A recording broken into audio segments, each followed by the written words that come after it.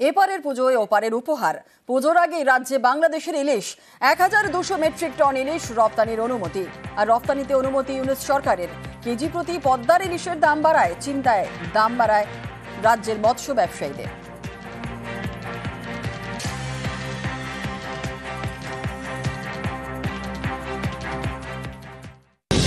সুপ্রভাত, খবর দিন ভর নিয়ে আপনাদের সঙ্গে রয়েছে আমি জুনেলা। তৃণমূলের অফিসের সামনে গাঁজার আসর দেখে চটলেন বিধায়ক। পার্টি অফিস তালা বন্ধ করারও নির্দেশ দিলেন। নির্দেশ চুঁচুড়ার বিধায়ক অসিত মজুমদারের। ব্যান্ডেলে তৃণমূল পরিবহন শ্রমিক সংগঠনের অফিস চত্বরের ঘটনা।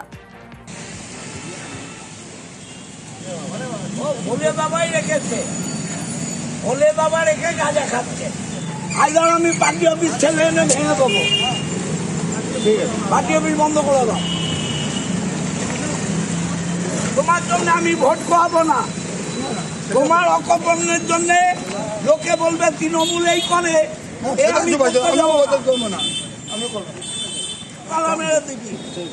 কোনো স্ট্যান্ড এখানে চলবে না।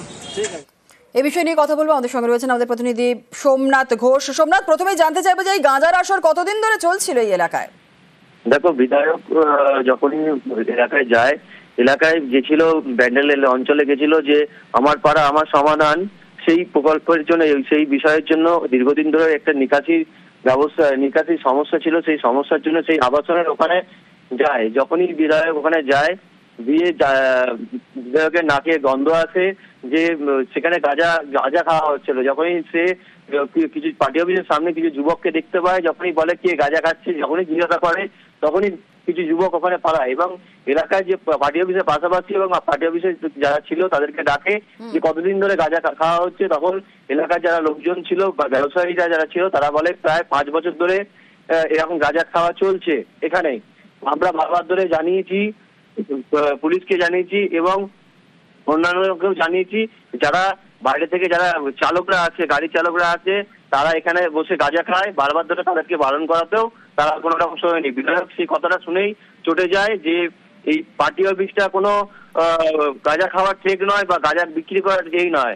এই যদি পার্টি অফিস, ছবি দেখছি, ছবিতে দেখা যাচ্ছে বিধায়ক যার ওপর রাগারাগি করছেন, অপরদিকে যে ব্যক্তির ওপর, সেই ব্যক্তিকে ওখানে পঞ্চায়েত প্রধানকে ডাকে, পঞ্চায়েত যে প্রধান আছে উপপ্রধানকে ডাকে, উপপ্রধানকে নির্দেশ দেয় যে আগামী মানে আজ যেন এই পার্টি অফিস তালা দিয়ে দেওয়া হয়।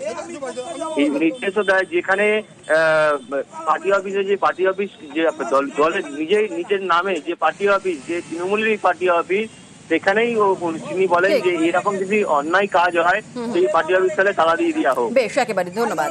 তৃণমূলের অফিসের সামনে গাঁজার আসর দেখে চটলেন বিধায়ক। পার্টি অফিসে তালা বন্ধ করার নির্দেশও দিলেন। তোমার জন্য আমি ভোট পাবো না। তোমার অকর্মের জন্য লোকে বলবে তৃণমূল এই করে।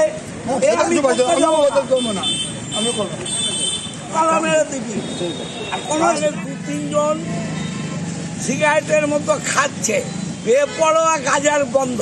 যেই বললাম কে গাঁজা খাচ্ছিস, এ দুটো তোর, আর ধরা গেল না। স্ট্যান্ডের প্রতিটা লোক জানে, তার মানে এদের ড্রাইভার খেলাসি যুক্ত আছে। অতএব এখানে স্ট্যান্ডটাও থাকবে না, গাঁজার ট্যাকও থাকবে না। পার্টি অফিসে যদি 2 নম্বরই হয়, পার্টি অফিসে তালা লাগিয়ে দেবো। শাসক দলের কার্যালয় তালা লাগাবো। সেখানে গাঁজার চেক চলবে, আর শাসক দলের কার্যালয় তালা লাগিয়ে দেবো। বিধায়ক সাহেব বলেছেন ওখানে পার্টি অফিস বন্ধ করে দিতে, আমরা সব ছেলেকে নিয়ে এসে ওখানে তালা মেরে দেবো। এইখানে দুটো ড্রাইভাররা ছিল, খালাসিরা ছিল। लेकिन দাদার চোখের সামনে দেখা গেল কি ওইখানে বসে সব গাঁজা খাচ্ছে। না, এর আগে আমাদের কাছে কোনো খবর ছিল না। আমাদের দলের ছেলে যদি থাকে, যদি গাঁজা খাবে, গাঁজা বিক্রি হবে, তো নিশ্চয়ই বন্ধ হবে। আসছি পরবর্তী খবরে। হাওড়ার নয়নজুলি দখল বেআইনি নির্মাণ। তৈরি হচ্ছে একের পর এক বাড়ি। এর মধ্যেই 3টে বাড়ি হুড়মুড়িয়ে ভেঙে পড়ে। অভিযোগ, এই সব বাড়ি তৈরি করেছিলেন পঞ্চায়েতের উপপ্রধান।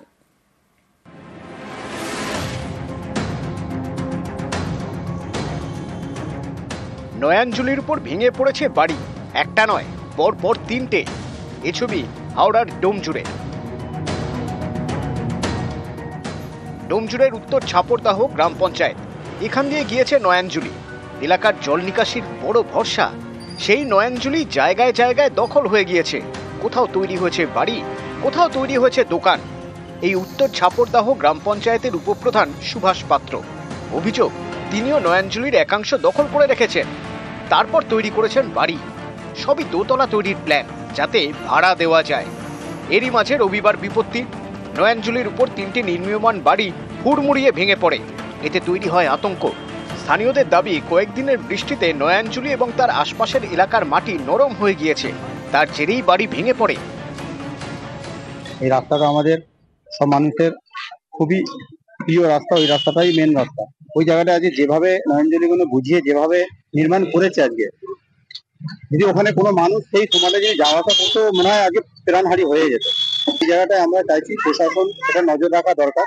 নয়াঞ্জলিগুলো ভরাট হয়ে যাওয়ার পরেতে আমরা দেখতে পাচ্ছি যে বিভিন্ন জায়গাতে আপনার ওই জল নিকাশি না করতে পেরে গ্রামের মধ্যে জল উঠে যাচ্ছে, সাধারণ মানুষ বিভ্রান্ত হচ্ছে। উত্তর ঝাপরদাহর উপপ্রধান তিনি নিজে এই বিল্ডিংটা তৈরি করছিলেন, যার ফলে আজকে নয়াঞ্জলির ওপরে কানা নদী, বিশেষ করে এই কৌশিকী নদীর ওপরে অবৈধভাবে বিল্ডিংগুলো তৈরি হচ্ছে। বিনা পয়সা টিউশনি করানোর জন্যই করা হচ্ছিল, হয়ে গেছে কি করবো ঘটনা। এইটা ধরুন, এখানে তো পারমিশন সেইভাবে কিছু করানো হয়নি, করা হচ্ছিল উনি একটা করা হচ্ছে, আর তো হঠাৎ বিপদ ঘটে গেল। বাড়ি বলতে 3টে মতো রুম আর কি করা হচ্ছিল লম্বা করে, একটু টিউশন বাচ্চাদের পড়ানোর জন্য বিনা পয়সা সেরকম একটা করা হচ্ছিল। হাওড়া থেকে ক্যামেরায় বাবুল ঘটকের সঙ্গে দেবাশিস চক্রবর্তী, নিউজ 18 বাংলা।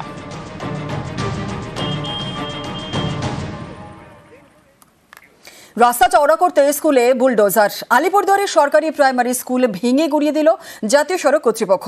অভিভাবকদের একাংশ দায়ী করছেন স্থানীয় প্রশাসনকে। তাদের বক্তব্য, রাজ্য সরকারের জমিতে স্কুল, আর সেই জমি হস্তান্তর করা হয়েছে।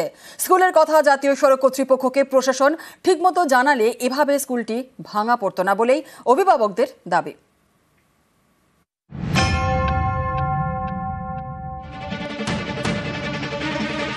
সরকারি প্রাইমারি স্কুল এখন ধ্বংসস্তূপ, বুলডোজার দিয়ে গুড়িয়ে দিয়েছে জাতীয় সড়ক কর্তৃপক্ষ। মাটিতে মিশে গিয়েছে ক্লাসরুম, চারিদিকে ছড়িয়ে ছিটিয়ে ইট।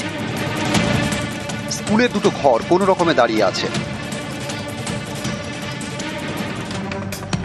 আলিপুরদুয়ার 1 নম্বর ব্লকে সোনাপুর চৌপথে। এখানে রাজ্য সরকারের জমিতে সূর্য সেন বিদ্যাপীঠ, 52 বছরের পুরনো, পড়ুয়া 51 জন। এই স্কুলের পাশ দিয়ে গিয়েছে জাতীয় সড়ক। এই সড়ক সম্প্রসারণের কাজ চলছে। সলসলাবাড়ি এবং ফালাকাটার মধ্যে 4 লেনের রাস্তা হবে। স্থানীয়দের বক্তব্য, এই রাস্তা সম্প্রসারণের জন্য জাতীয় সড়ক কর্তৃপক্ষকে জমি দেওয়া হয়েছে, তারপরেই এই স্কুলে কোপ। অভিযোগ, বিনা নোটিশে শনিবার বুলডোজার দিয়ে স্কুল ভেঙে দেওয়া হয়। নিজের ইচ্ছা মতো, নিজের খেয়াল খুশি মতো এমন জঘন্য কাজ করছে, সেটাকে আমার খুব মর্মাহত। সামনেই পুজো, আর কয়েকটা দিন ক্লাস হবে, তারপরেই ফাইনাল পরীক্ষা। স্টুডেন্টদের কথা ভেবে আমার খুব খারাপ লাগছে। অভিভাবকদের একাংশের প্রশ্ন, রাজ্য সরকারের জমিতে যে স্কুল রয়েছে, এটা কি জেলা প্রশাসন জানতো না? তারা কি জাতীয় সড়ক কর্তৃপক্ষকে নিয়ে রিপোর্ট করেছিল? স্থানীয় প্রশাসন কি এভাবে স্কুল ভাঙার দায় এড়াতে পারে? অনেকের এও প্রশ্ন, জাতীয় সড়ক কর্তৃপক্ষই বা এভাবে স্কুল ভেঙে দিল কিভাবে? প্রশাসন যদি ঠিকমতো নাও জানায়, তাহলেও কি এভাবে স্কুল গুড়িয়ে দেওয়া যায়? স্কুলটাকে একটা অল্টারনেট একটা জায়গায় স্কুল করে দিতে, তারা করে নাই। এখন দোষটা তো জেলা প্রশাসনের। পরবর্তী চিঠিতে আমরা জানাই দিচ্ছি, তার চিঠি কপিও ওদের কাছে আছে। বিষয়টা হচ্ছে যে এখন এইটাকে মানে কি বলবো, গা ঠেলাঠেলি করছে। আমরা বহু আগের থেকেই এনএস কে জানিয়েছি, ডিএমএন থেকে জানিয়েছি, আমরা ওই একটা টাকা দেবে, হ্যাঁ আমরা করে দেবো। আপাতত ওখানেই স্কুলটা তো চালাতে হবে, চালানোর জন্য যা যা প্রয়োজনীয় ব্যবস্থা হবে, জেলা প্রশাসনের সঙ্গে কথা হয়েছে।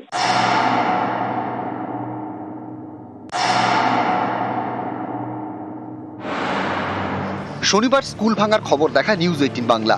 সোমবার পদক্ষেপ, জাতীয় সড়ক কর্তৃপক্ষ জানিয়েছে সূর্য সেন বিদ্যাপীঠকে 19 লক্ষ টাকা ক্ষতিপূরণ দেওয়া হবে। কিন্তু প্রশ্ন হচ্ছে, এভাবে একটা স্কুল ভাঙা হলো কেন? এ নিয়ে জাতীয় সড়ক কর্তৃপক্ষ দায় ঠেলছে ঠিকাদার সংস্থার ঘাড়ে। তাদের বক্তব্য, ঠিকাদার সংস্থা না জানিয়ে স্কুল ভেঙেছে। কিন্তু এই বলে কি দায় ছাড়া যায়? ঠিকাদার সংস্থাকে নিয়োগ করেছে তো জাতীয় সড়ক কর্তৃপক্ষই। সেই ঠিকাদার সংস্থা কেমন কাজ করছে, কিভাবে করছে, এসবের ওপর তো জাতীয় সড়ক কর্তৃপক্ষেরই নজর থাকার কথা। তাহলে ঠিকাদার সংস্থা না জানিয়ে কিভাবে স্কুল ভেঙে দিল, প্রশ্ন অনেকেরই। আলিপুরদুয়ার থেকে রাজকুমার কর্মকার, নিউজ 18 বাংলা।